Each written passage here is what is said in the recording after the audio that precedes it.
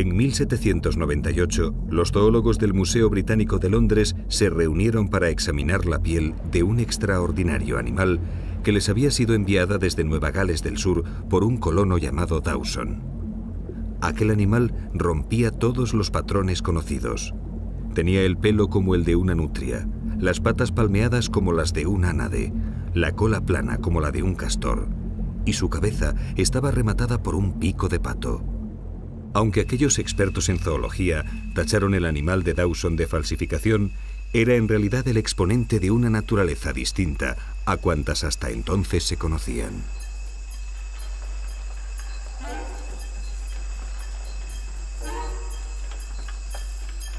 Millones de años de aislamiento dieron a Australia la ocasión de una evolución paralela. Grupos antiguos de mamíferos que habían probado suerte en la carrera por la vida desaparecieron casi por completo en los demás continentes, mientras en la extensa isla austral se diversificaron libres de competidores más preparados.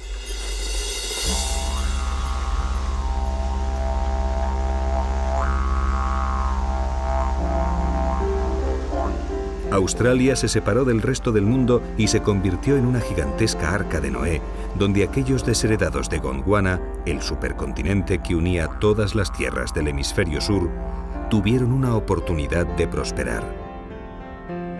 Aquí la vida siguió patrones independientes, y el continente austral se pobló de singularidades zoológicas.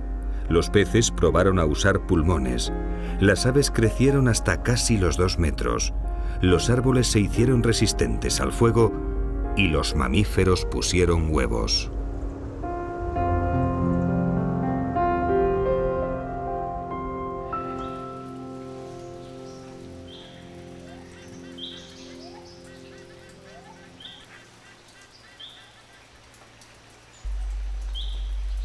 La historia de los habitantes de esta Terra Australis se remonta a los lejanos días en que todos los continentes del sur estaban unidos.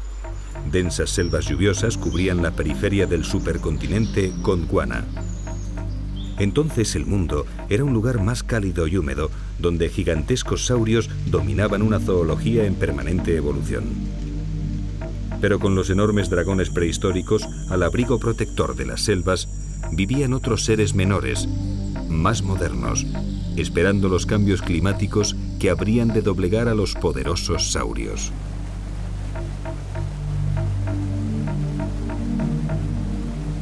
Los vestigios de aquella jungla universal aún se conservan en el nordeste australiano, albergando a los herederos de los extintos dinosaurios.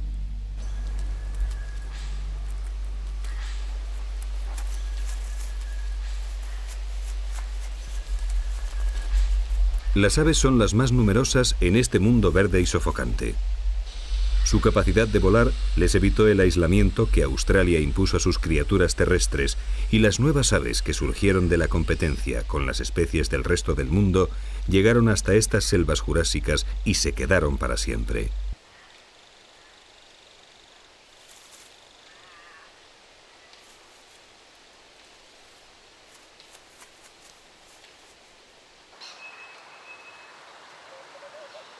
Aquí no había grandes depredadores y la comida era abundante, así que muchas especies de aves se unieron a la historia de esta evolución independiente, dando lugar a extraordinarias criaturas.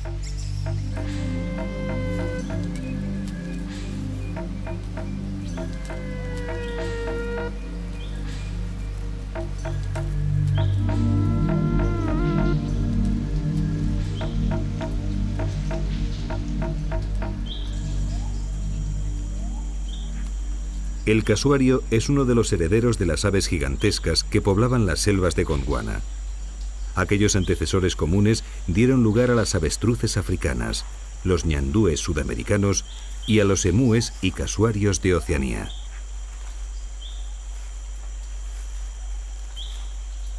El casuario común mide casi 2 metros y pesa alrededor de 60 kilos. Un gigante si lo comparamos con las aves actuales, pero apenas un peso medio comparado con sus primos los moas. Descendientes de un antecesor común a los casuarios, los moas poblaron Nueva Zelanda hasta la llegada de los maoríes en 1350. Medían cerca de 4 metros y pesaban 250 kilos. Pero aún ellos tenían un hermano mayor, el pájaro elefante, un ave de 500 kilos de peso. Otro hijo de Gondwana que quedó recluido en Madagascar al fragmentarse el supercontinente y acabó desapareciendo.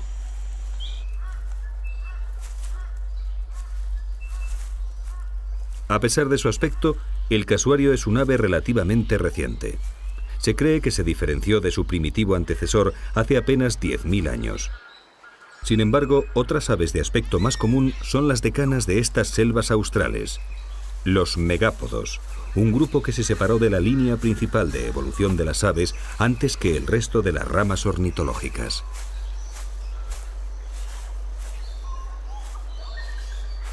El talégalo cabecirrojo o pavo de maleza es el exponente más representativo de los megápodos australianos. Los machos construyen nidos que llegan a medir 1 metro de altura, amontonando hasta 4 toneladas de materia vegetal. Unos hongos diminutos crecen en estas hojas muertas, descomponiéndolas, y en su respiración liberan calor, con lo que el nido se convierte en una gigantesca incubadora.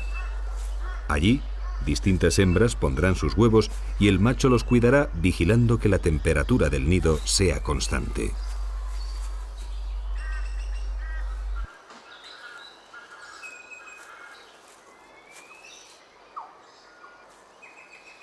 Se cree que en alguna parte de la lengua o del pico, los talégalos deben tener áreas muy sensibles al calor, de forma que durante la incubación meten sus cabezas bajo las hojas y comprueban que la temperatura se mantenga entre los 30 y los 35 grados centígrados. Este, que parece un sistema nuevo y original, es sin embargo la demostración que muchos científicos aceptan como prueba de lo cerca que los megápodos están evolutivamente de los reptiles, porque solo ellos y el grupo de los pavos de maleza utilizan este original sistema de incubación.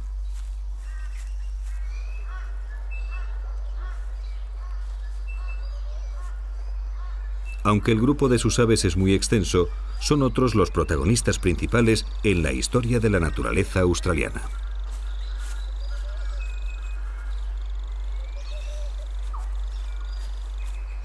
En aquellas lejanas selvas de hace 100 millones de años vivían distintos tipos de mamíferos que apostaban su perpetuidad con diferentes formas de reproducirse. Los monotremas, los más antiguos, eran mamíferos, pero ponían huevos. Los euterios parían hijos totalmente desarrollados. Y los marsupiales, a caballo entre los dos, concluían el desarrollo de sus crías en el exterior. La competencia fue durísima. Los euterios ganaron la partida en casi todos los rincones de la Tierra. Pero cuando Australia se independizó como isla hace 50 millones de años, ninguno de estos nuevos mamíferos placentarios había colonizado su suelo. Y Terra Australis se convirtió en el reino de los marsupiales.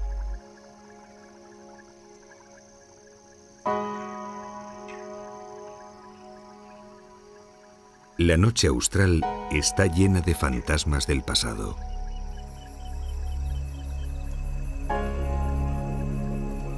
Con la oscuridad, distintas sombras cobran vida en el interior de las selvas arcaicas del nordeste australiano.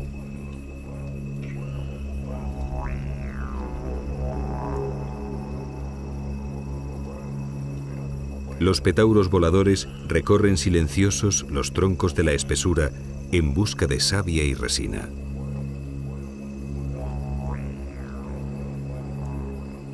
Cuando los dinosaurios medraban por las junglas de Gondwana, tenían un ciclo de actividad diurno dependiente del sol que activaba su gigantesco sistema circulatorio.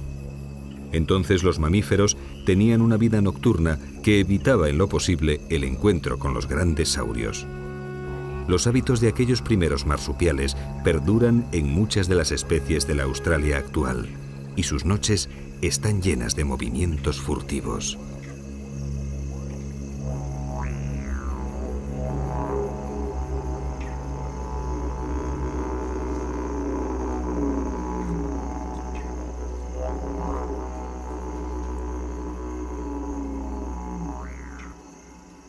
Los possums están considerados junto con los canguros los marsupiales más evolucionados. Pero pese a ello, siguen fieles a la tradición nocturna de sus orígenes. Millones de años en la oscuridad de la selva les han equipado para trepar con facilidad y para ver y oír en las tinieblas húmedas que les rodean.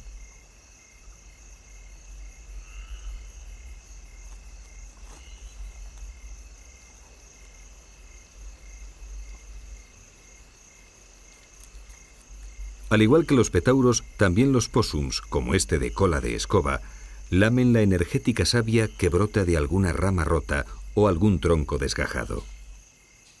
Para ellos trepar es sinónimo de sobrevivir. Australia no cuenta con grandes predadores en la actualidad, pero el pequeño tamaño de los póssums les hace vulnerables a los marsupiales carnívoros.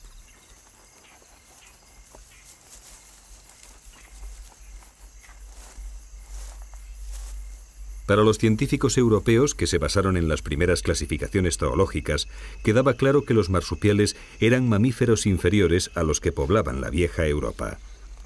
Tanto es así que a los mamíferos de este grupo europeo les denominaron euterios, que en griego quiere decir mamíferos perfectos. Para estos zoólogos, los euterios habrían desplazado a sus competidores, porque podían guardar a sus crías en su interior hasta que acabaran de formarse completamente, mientras los hijos de los marsupiales acababan su desarrollo en el marsupio, una bolsa materna a tal fin. Pero si aquella primera clasificación zoológica se hubiera llevado a cabo hoy en Sídney, en vez de en Atenas hace 2000 años, las conclusiones bien podrían haber sido otras.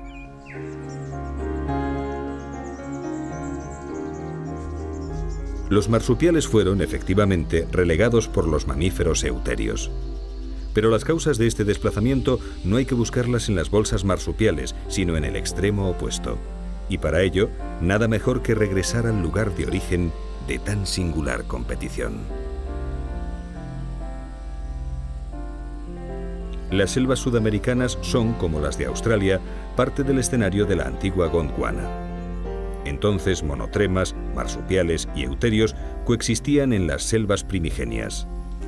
Pero los últimos fueron poco a poco ganando terreno conforme sus nuevos prototipos evolutivos iban mejorando. Y estos monos del Nuevo Mundo son el mejor exponente de los ganadores definitivos.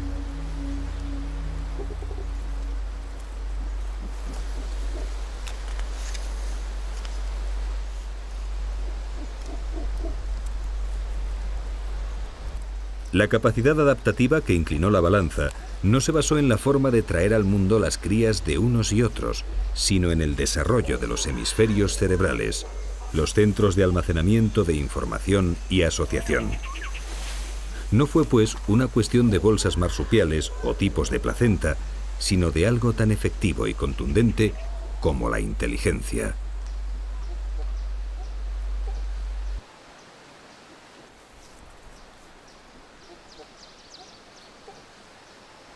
Los nuevos placentados eran más inteligentes y desplazaron de la gran mayoría de sus hábitats a los monotremas y a los marsupiales.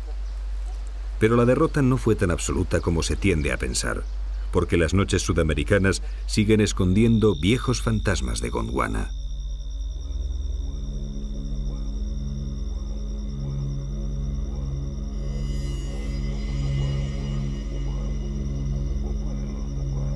Esta es una zarigüeya, un marsupial tan preparado para competir con sus eternos rivales placentados que no solo no desapareció de Sudamérica, sino que conquistó también las tierras del norte continental.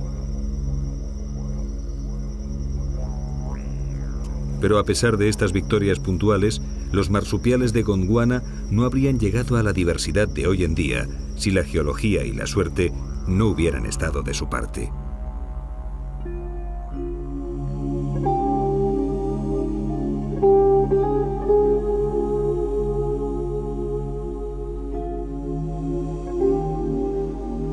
Todo empezó con un gran viaje a través del Océano Índico hace 50 millones de años.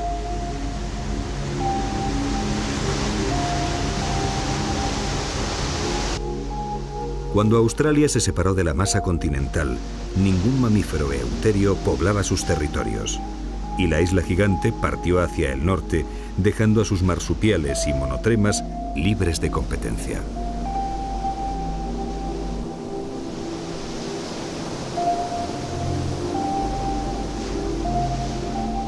Era solo el principio de la gran aventura marsupial, un periodo de grandes cambios.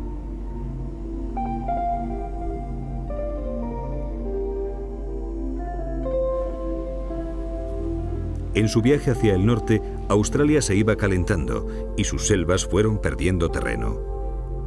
El clima de la isla cambiaba progresivamente. Las plantas tuvieron que adaptarse o morir. Nuevas especies dieron lugar a nuevos bosques más abiertos y sin el esplendor de las antiguas selvas, pero formados por expertos en supervivencia. Y las antiguas plantas del supercontinente austral le dieron el relevo a otras más modernas y mucho más efectivas, las plantas con flor.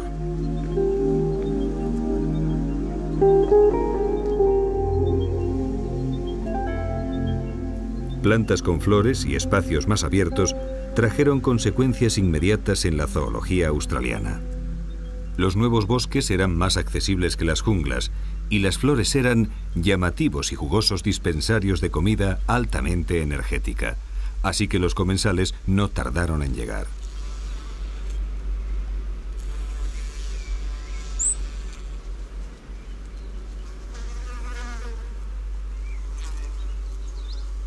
El número de insectos se multiplicó rápidamente y las plantas encontraron en ellos importantes aliados para la polinización, por lo que también ellas se vieron beneficiadas y proliferaron a lo largo y ancho de este continente a la deriva.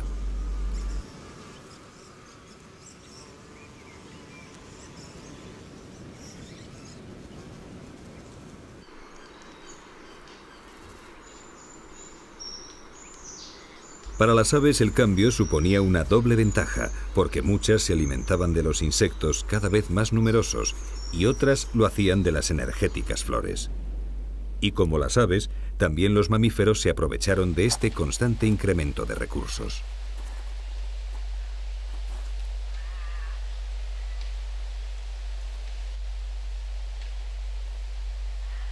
Los ualabíes liebre aprovechan los bosques de matorral por partida doble. No solo comen las flores, frutos y brotes de los arbustos, sino que además encuentran en ellos refugio seguro por el que moverse.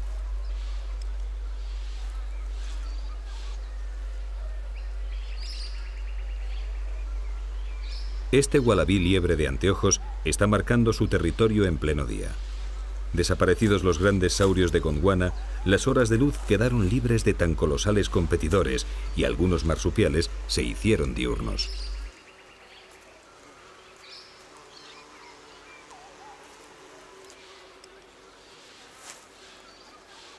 El cuoca es un superviviente de los bosques cambiantes. Aunque prefiere la espesura, en los nuevos bosquetes de matorral encontró suficiente vegetación como para sobrevivir y acabó colonizándolos.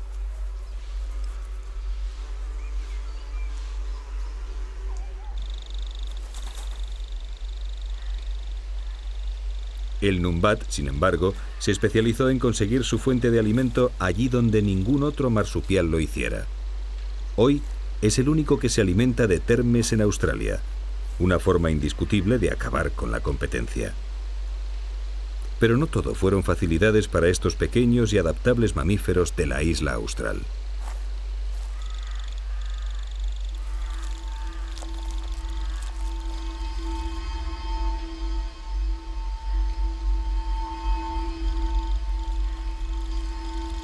En algún momento se tenía que completar la cadena trófica y con tantos pequeños animales disponibles, no tardaron en aparecer los predadores.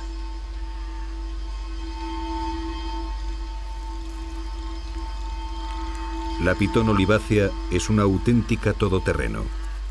Pequeños marsupiales, lagartijas, pajarillos y huevos de reptiles o de aves son parte de su dieta. Y ni el suelo ni los árboles son obstáculo para sus cacerías.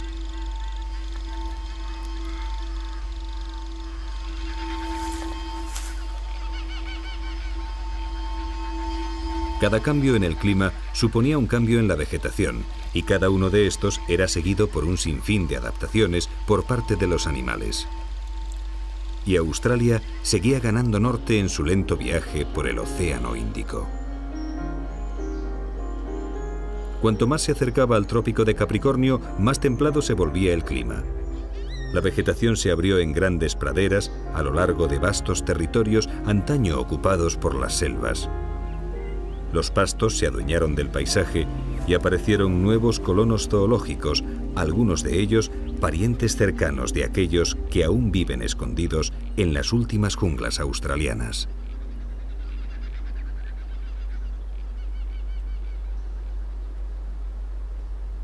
El emú es un primo hermano del casuario, pero su adaptación a las praderas le ha permitido extenderse por Australia en un área mucho mayor. Cuando llega el momento de reproducirse, son los machos los que hacen prácticamente todo el trabajo. En algún lugar recogido desde el que puedan escrutar los alrededores, el macho prepara un nido sencillo. La hembra se limita a aparearse y poner los huevos, dejando a su pareja las tareas de la incubación. Durante este tiempo, alrededor de 2 meses, el macho deja de comer, de beber e incluso de defecar, mientras que la hembra únicamente le ayuda las 2 primeras semanas, alejando los intrusos de los alrededores.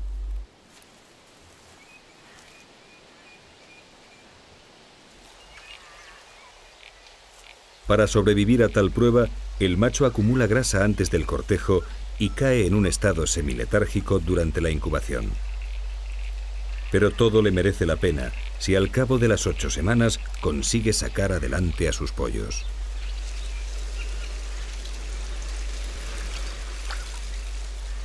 Los emúes son muy aficionados al agua, de la que dependen en gran medida en el cálido despoblado australiano.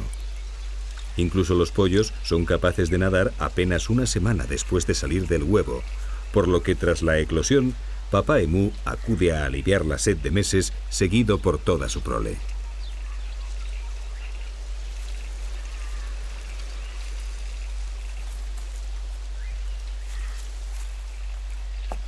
Las praderas abiertas eran un campo de experimentación nuevo para los animales australianos.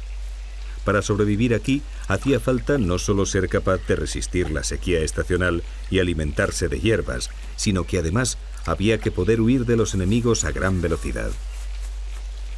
Las poderosas patas de los emúes les permitieron correr a 50 kilómetros por hora. Pero, ¿cómo lo consiguieron los marsupiales? Fuera del abrigo protector del bosque no había árboles en los que refugiarse, y la comida era principalmente pasto. Y sin embargo, las praderas iban a ser el lugar donde se desarrollaría el grupo de animales más emblemático del continente, los canguros.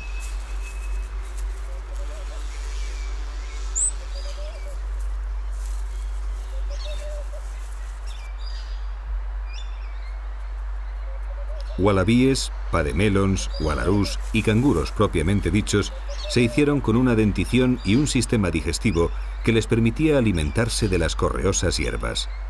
En las praderas estaban más expuestos, especialmente en la fase de cría, pero la propia naturaleza marsupial les sirvió de gran ayuda.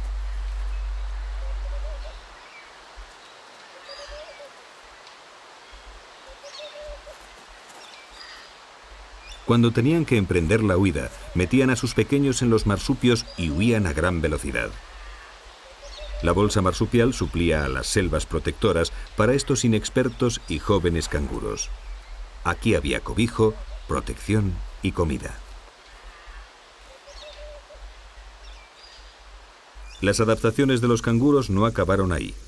El desarrollo de una poderosa cola les dio un apoyo gracias al cual podían erguirse y permanecer levantados por encima de las hierbas, escrutando el despejado horizonte.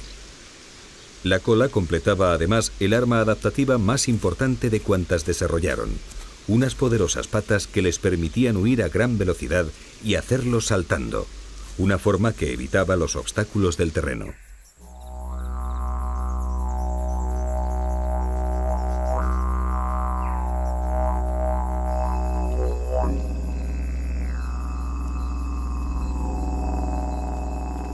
Un cuol, un marsupial carnívoro al que los colonos denominaron gato nativo para distinguirlo de aquellos domésticos que trajeron en sus barcos.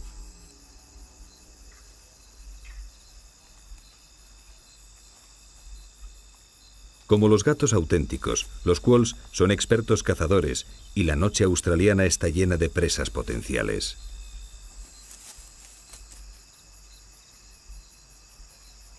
Los insectos son parte importante en la dieta de este pequeño y silencioso cazador nocturno, así que la formación del despoblado le vino bien. Las flores trajeron insectos y la caza se hizo más fácil. Pero hace aproximadamente 15 millones de años, cuando el continente austral se acercó lo suficiente a las islas de la actual Indonesia, algunos roedores llegaron a sus costas en troncos flotantes y se convirtieron de inmediato en codiciadas presas de los cazadores nativos.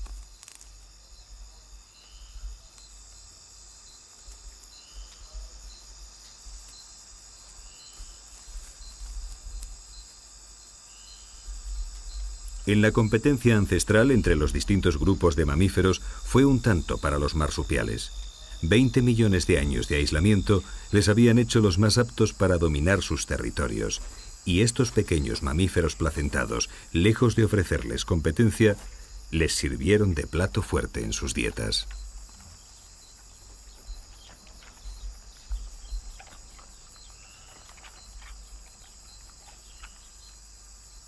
En los lejanos días de la fragmentación de Gondwana, Australia contaba con grandes marsupiales. Los había herbívoros, algunos del tamaño de los actuales hipopótamos, y terribles cazadores carnívoros similares a los leones y los tigres de nuestro tiempo. Pero los cazadores y las presas de la Australia actual entablan sus lizas a una escala mucho menor.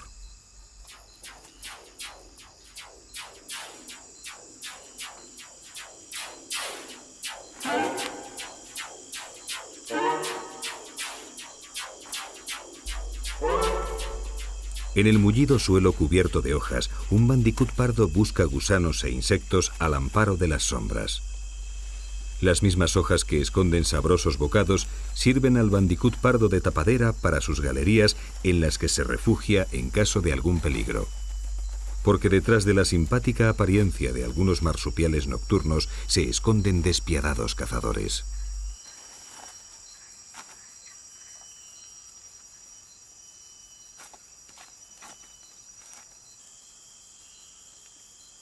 El fascógalo de cola de escoba no es la simpática ardilla que aparenta.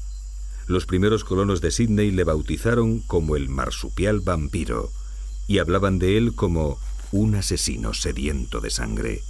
Y tal vez lo sea para las cucarachas, escarabajos y arañas que componen el grueso de su dieta. Porque la evidente exageración de los colonos se debe más que al carácter del fascógalo, a las incursiones que de vez en cuando realiza en los gallineros donde mata y devora las aves de corral.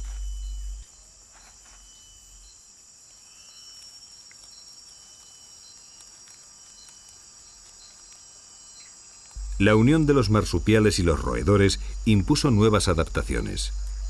Ambos grupos competían por los mismos recursos, de forma que aparecieron nuevas y originales formas de sobrevivir en esta lucha.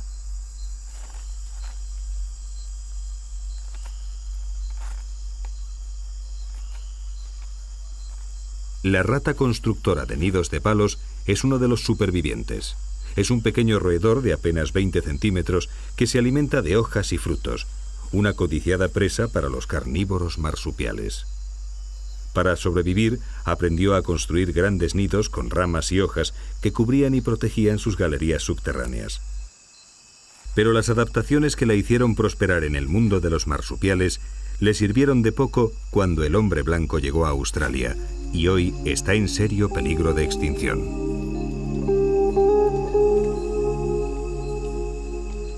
Los árboles de la selva siempre fueron un lugar de refugio y expansión para los marsupiales. La apertura del follaje, debido al calentamiento del clima, supuso la colonización de praderas y herbazales. Pero algunos de los parientes cercanos de aquellos colonos del pasto volvieron a los árboles fieles a sus raíces. Y este es el resultado. El canguro arborícola ornamentado es una de las 7 especies de canguros que aprendieron a trepar. En la expansión de este grupo, el ornamentado fue el que llegó más al norte, colonizando las tierras de Nueva Guinea. Los canguros fueron el resultado de millones de años de adaptaciones para conseguir sobrevivir en las praderas abiertas. ¿Por qué entonces volver a los árboles con un nuevo y gigantesco esfuerzo adaptativo? La respuesta no está muy clara. Probablemente para conseguir el provocativo alimento que permanecía inalcanzable en lo alto de los árboles. Cuando comenzó el lento camino evolutivo hacia las copas, los canguros no tenían competidores por aquellas hojas de las alturas. Las praderas estaban muy extendidas y los recursos alimenticios eran escasos, así que empezaron a aparecer nuevos rasgos en nuevos canguros. Patas delanteras más fuertes, garras poderosas y, por fin, la capacidad de mover independientemente cada una de las 4 patas, algo que ningún canguro terrestre puede hacer.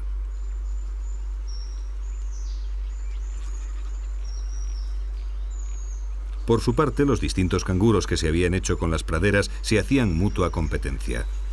Pero como el clima seguía templándose y el despoblado crecía paulatinamente, el grupo de los canguros, que había conseguido un sistema digestivo capaz de asimilar las hierbas correosas, siguió en expansión.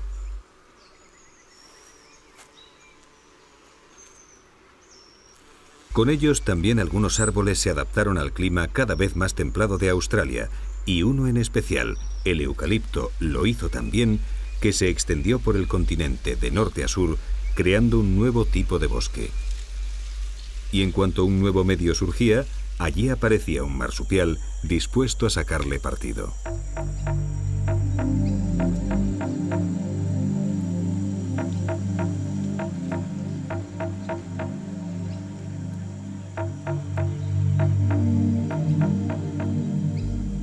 El koala consiguió colonizar el bosque de eucaliptos a través de una adaptación que parecía imposible: alimentarse de sus hojas.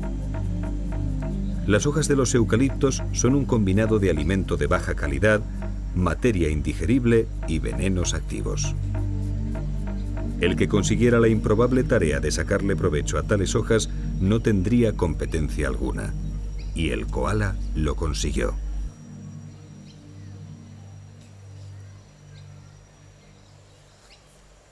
El cuidado de los pequeños trae complicaciones extra en este mundo de alimentos cargados de toxinas. Después de acabar su desarrollo marsupial mamando en la bolsa de la madre durante 6 largos meses, llega el momento del destete, y los jóvenes koalas deben iniciarse en la comida de hojas. En esta época, la madre excreta unas heces blandas especiales, una especie de papilla de hojas semidigeridas con la que alimenta a su hijo. Además de alimentarles, estas heces inoculan a los pequeños los microorganismos que necesitarán para tan difícil digestión. A partir de entonces, podrán independizarse del cuidado materno.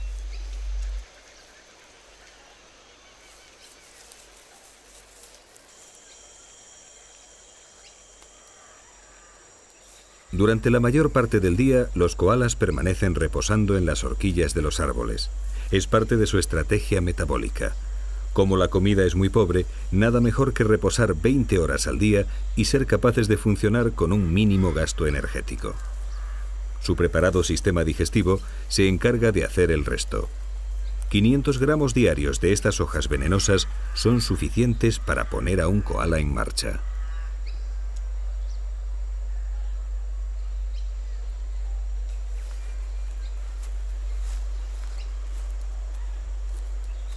En el suelo los koalas son torpes y vulnerables. Sus patas, preparadas para trepar, no están hechas para la marcha cuadrúpeda, así que solo dejan la seguridad de las ramas para cambiarse de árbol en busca de más alimento o de alguna hembra en celo.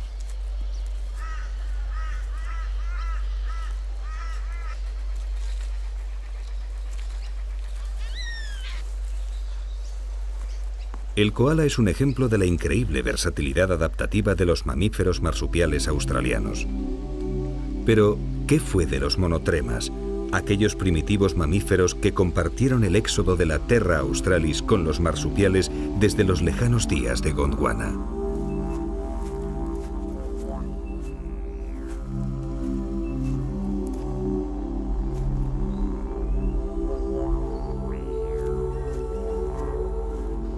Para algunos científicos fueron el grupo perdedor. Para otros, quizás más románticos, prefirieron dejar la permanente competencia con el resto de los mamíferos y simplemente vivir tal y como lo habían hecho durante millones de años, discretamente, casi de forma anónima, en los más alejados rincones de la espesura y a un ritmo indiferente al resto del mundo.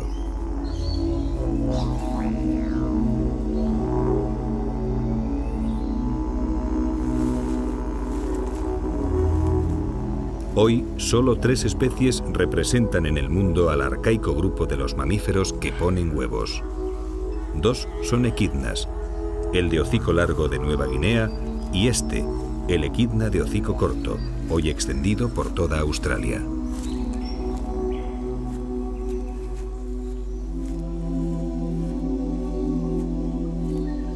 El tercer miembro de la familia es el más extraño mamífero de cuantos se conocen, el ornitorrinco, un animal esquivo que vive en algunos ríos del este australiano.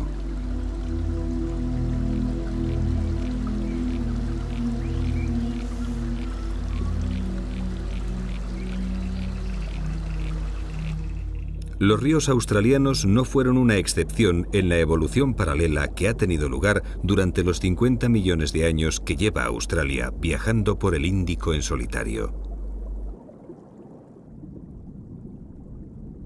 Peces e invertebrados adquirieron formas nuevas, algunas tan extraordinarias como el Neoceratodus, el pez pulmonado australiano, cuyos remotos orígenes se remontan al Devónico, hace aproximadamente 350 millones de años. Pero la criatura más extraordinaria de los ríos australes vino de la superficie.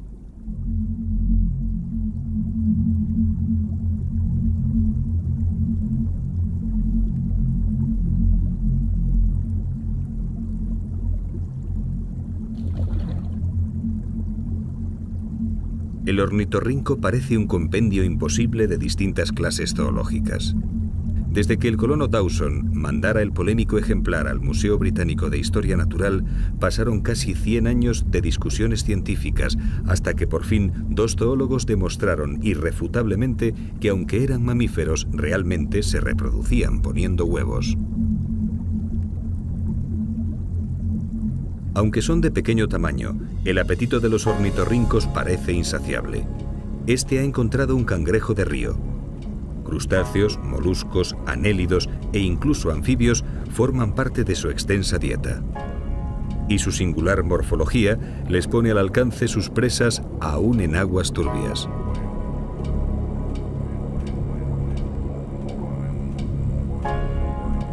Impulsado por sus pies palmeados y su cola ancha y musculosa, el arcaico ornitorrinco sondea el fondo.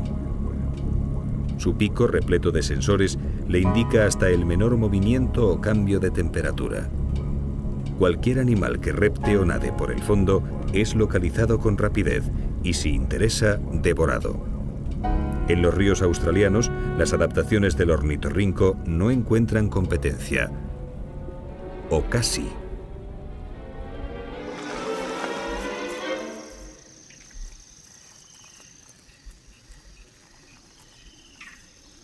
Como en tantos otros nichos, también aquí los mamíferos placentarios han probado su prototipo.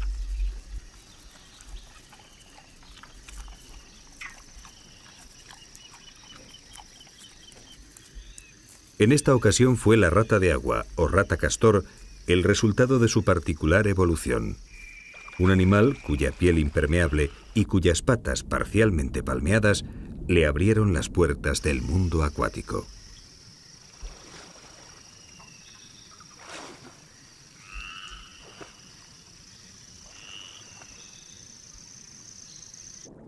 Curiosamente, ningún marsupial probó suerte en los ríos australianos, así que todos los recursos de las aguas dulces de este continente están a disposición de la moderna rata de agua y del arcaico ornitorrinco.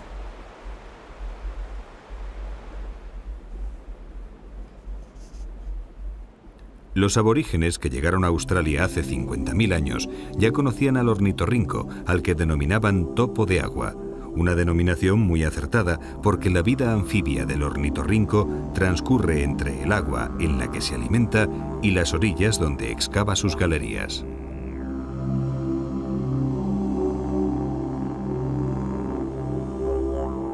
Su dependencia de los ríos delimitó la distribución de este superviviente de Gondwana, porque Australia se fue haciendo cada vez más seca y los ríos fueron desapareciendo del interior según subían las temperaturas e iba creciendo el desierto.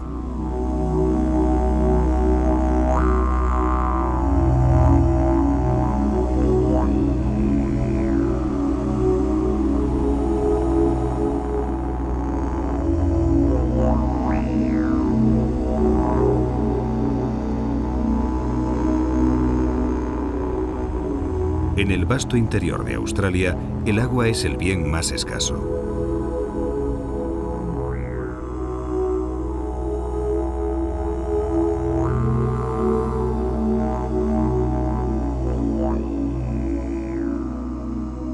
Antiguas montañas y valles, desgastados por millones de años de erosión, esconden los últimos cauces de la Australia deshidratada, ofreciendo un refugio a la fauna.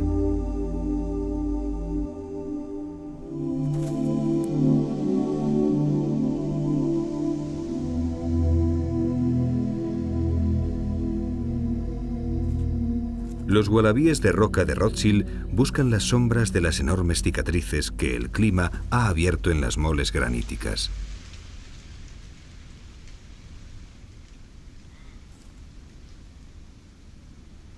Aquí, en los pasadizos irregulares del laberinto rocoso, hay una diferencia de al menos 15 grados respecto a la superficie abrasada por el sol, mientras que en las gélidas noches las piedras devuelven parte del calor absorbido durante el día, de forma que sirven a los wallabies de las rocas de calefacción.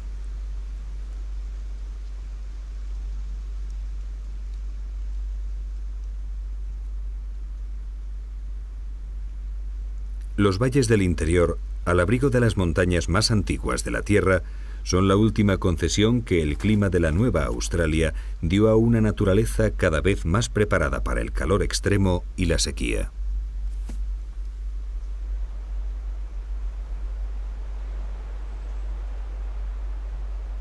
Porque más allá, extendiéndose hasta un horizonte que parece infinito, se extiende un despiadado desierto.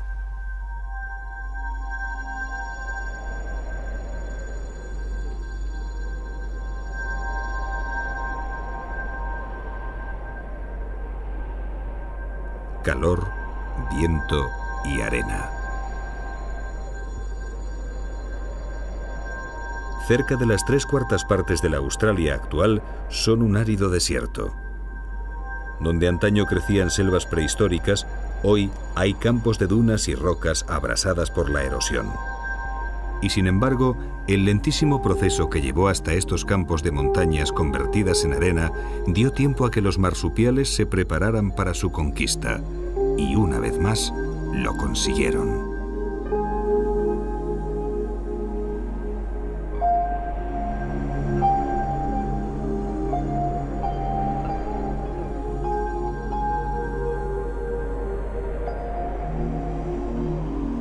La caída del sol marca el inicio de la actividad en un desierto hasta entonces dominado por un calor abrasador.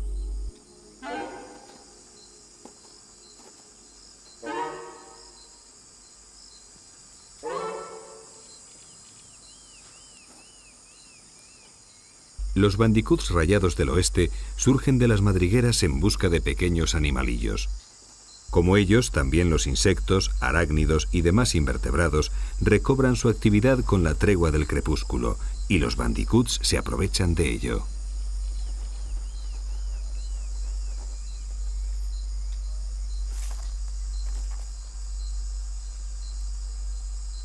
Casi todos los pequeños marsupiales que rondan el desierto o viven en su interior aprovechan la sombra y protección de los escasos arbustos rastreros para abrir allí sus madrigueras, de forma que la entrada a sus refugios permanece lo más protegida y fresca posible.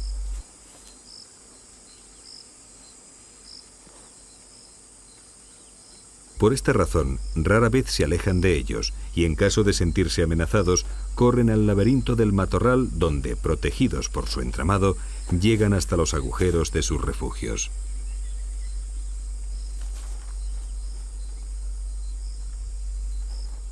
También los bilbis han salido con la llegada de la noche.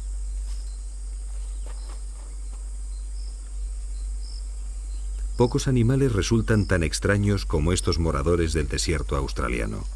Sus grandes orejas y su prolongado hocico son los soportes de un olfato y un oído muy desarrollados. En la oscuridad de la noche y en el interior de las grandes galerías que cavan los bilbis, la vista no es importante, por lo que son bastante miopes. Pero de su olfato dependerá la localización de las larvas, insectos, semillas y hongos de los que se alimenta, y en su finísimo oído recaerá la responsabilidad de detectar la llegada de posibles enemigos. Porque el inhóspito desierto cuenta también con cazadores.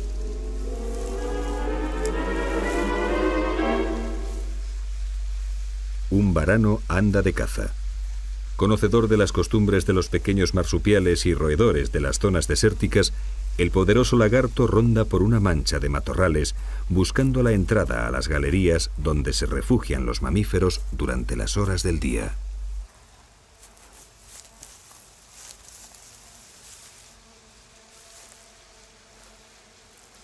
En Australia existen 20 especies de varanos o goanas, como aquí se les conoce. Medran por la práctica totalidad de los ecosistemas del continente, demostrando su poder de adaptabilidad a todo tipo de ambientes.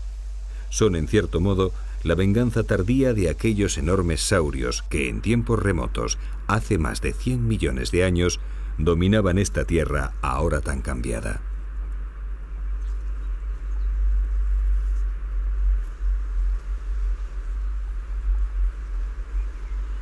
El lagarto de lengua azul es mucho menos poderoso que sus primos los varanos, pero los logros adaptativos que ha conseguido le han bastado para defenderse en este mundo de cazadores y presas. El acercamiento curioso de un elanio le hace poner en práctica alguno de sus singulares recursos.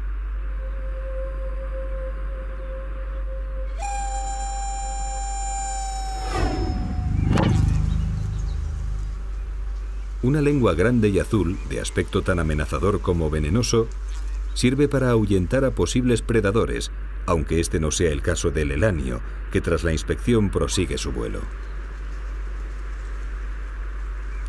Los reptiles australianos, como todas las otras clases de animales terrestres, encontraron su espacio dentro de la generosa y cambiante isla austral. Pero hace 50.000 años, una nueva criatura llegó desde el norte. Era distinta a cuantas allí había y tenía una peculiaridad devastadora. En vez de adaptarse al medio, hacía que éste cambiara y se adaptara a su conveniencia.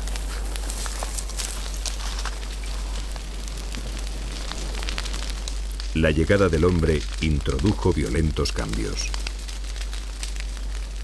Nunca antes Australia había cambiado a tal velocidad.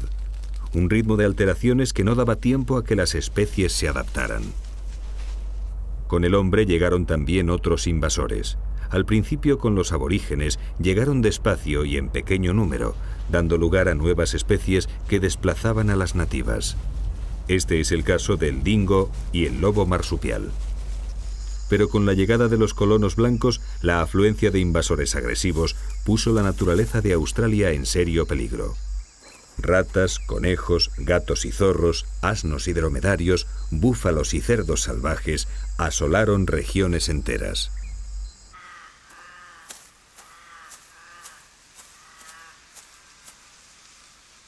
Las nuevas invasiones han demostrado la fragilidad de la naturaleza independiente de Australia, y un nuevo temor surge de un futuro no muy lejano.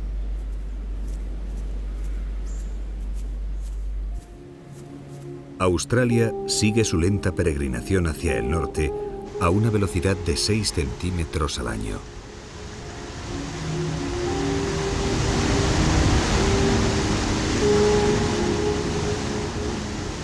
Hoy, apenas un estrecho separa la fauna de dos continentes. Pero, ¿qué sucederá cuando los animales de Asia y Oceanía entren plenamente en contacto? Grandes cambios se perfilan en el futuro incierto de este continente austral. Es fácil imaginar que la evolución de sus paisajes y animales sufrirá grandes cambios. Pero probablemente, cuando nuevas criaturas especializadas se adapten a bosques o desiertos de condiciones extrañas, haciendo desaparecer a muchos de los prototipos evolutivos que hoy dominan en Australia, en lo más profundo de su espesura, con su pacífica y arcaica forma de vida, seguirán existiendo equidnas y ornitorrincos. Y como en la lejana Gondwana, también allí los mamíferos pondrán huevos.